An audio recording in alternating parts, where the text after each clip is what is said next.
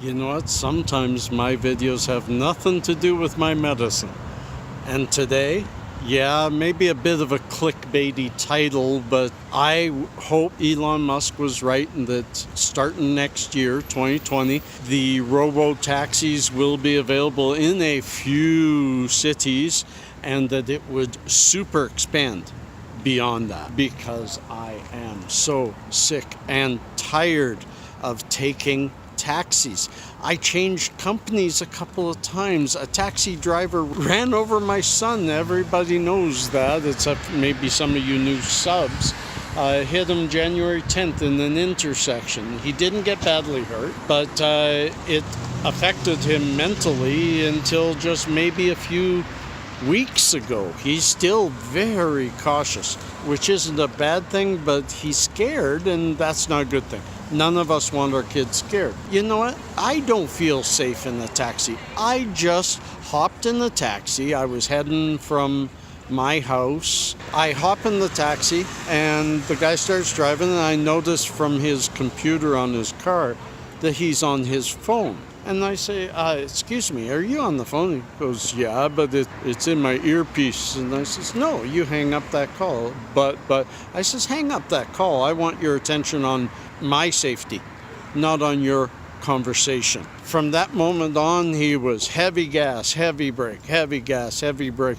And you know what? I'd mentioned the taxi company, but it doesn't matter. That's what a year of taking taxis when I had to has told me. It doesn't matter, and it's the driver that makes it unsafe. This pisses me off because, yes, I'm ranting.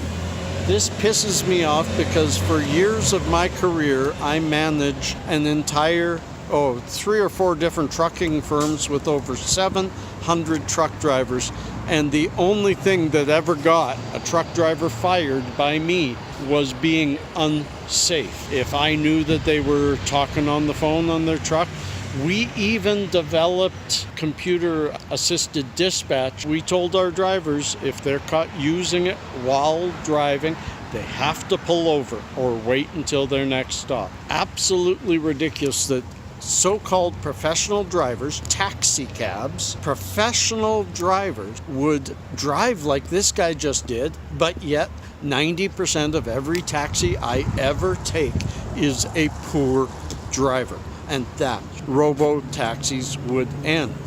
Those things would have to pay attention to the law. They'd be the safest vehicle on the street. So bring them on, Elon Musk. Bring them on, and I hope you spur on a lot of competition. They'll just get safer and safer, but they sure cannot be worse than the current system. Wow, Gordo, you are motivated on this subject. I'm going to have to study it a little bit more, so at least at the end of this video, you get a lot of details about why I feel the way I do about the safety and those kind of concerns. But I'm on the way to go pick up Pasha and say good morning to him while he goes to school, and then I'll be back. I will break down some of the safety and other concerns that some of you may have on autonomous vehicles. Meanwhile, while I go do this, let's throw it over to Gord later in the day, and let's hope he's doing a little bit better. Let's hope he's calmed down. Peace. Over to you, Gord. You're right, Gord. I feel a lot better, but I'm still in favor of robotaxis. I'm still in favor of automated driving where we don't get to drive anymore. I don't think it's a right, and in fact, I think it's a danger that we drive. And yeah, let's put it back to the machine. So I think you need to talk more about that. So back to you, Gord. Quit throwing it out to me. I'm busy, okay? Back to Gord. Hey, Gord. Over to Gord. Here's Gord. Now it's Gord. You're hurting hippie. Hey, it's been a very different video today, but it was a very different mood. I really allowed this one to flow and just happen. I've been editing as we go along, so by the time you're Well, of course I'm done editing by the time you see this. What a silly statement. Self-driving cars. I had a video about them a little while ago, and because of a Joe Rogan talk with Elon Musk, I had quite a few people say they don't trust it. I think we need to get past the point of trust, because I think the taxi is the perfect vehicle.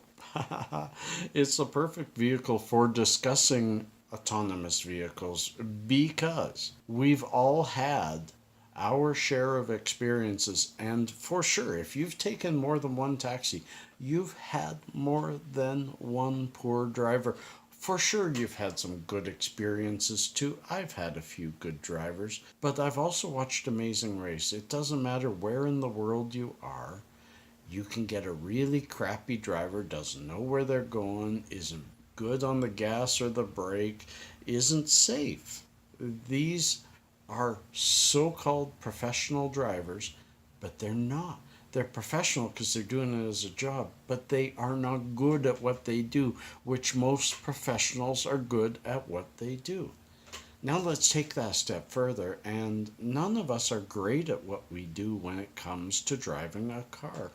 All of us can get distracted. All of us can make a mistake or a bad judgment. But a computer only driving a car only makes a bad judgment once. Then every other car from that point on has learned from that bad judgment and won't make that again. Not just one. I mean, that's like me turning too hard on a corner and scraping the inside of my car. I've learned you got to give a wide berth to a short corner. But I can't pass that learning on to millions of other people. But the car passes it on. So I'm going to put something below that may alleviate some of you, because for sure, if Elon Musk is wrong, which I doubt he is, he says we will see by mid-2020 robot taxis in quite a few jurisdictions, and it'll expand from there. He says over 1 million vehicles ready to go. And I'm sure some of you are nervous about that. I'm not. I've read this article below and the few that were linked from this article below about his capabilities and how his network is learning. The neat thing about his network, they're not his cars, but they're his cars. They're Tesla. And there's many of them on the road already. I don't know how many, but tens of thousands of them already on the road, and every single one of them is learning. Whether they use the auto drive current functionality or not, it's learning from every mile driven. I think he said something like 1 million miles a day or a week are fed into the system and learned from.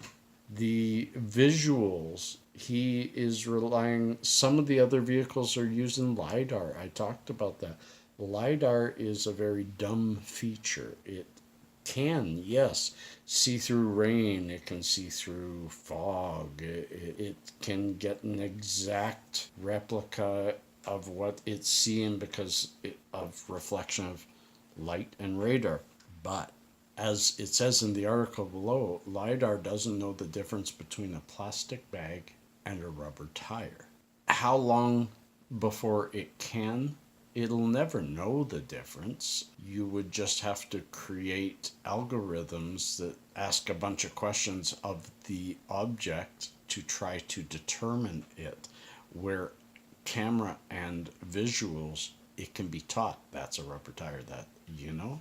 And the consistencies, and there's a whole bunch of logic going behind it. Also, as I said, computers only make a mistake once. There's been self-driving cars, a lot of them, for a couple of years now. There's been one death by a Tesla.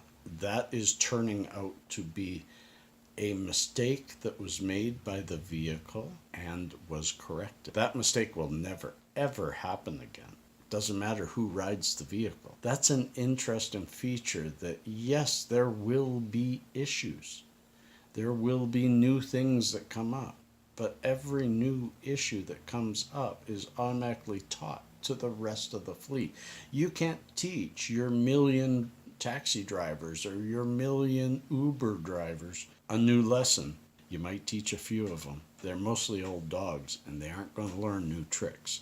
I've spoken enough about it. I'm sure it's going to spur on some conversation. I'd love to hear it below. Let's get at the little known fact. I have one for you. QR codes have been popping up in cemeteries. When you scan a code on a gravestone, you can read an obituary and see the photos of the deceased. The world is getting really technical. There's a reminder. Peace and cheers. Love and harmony.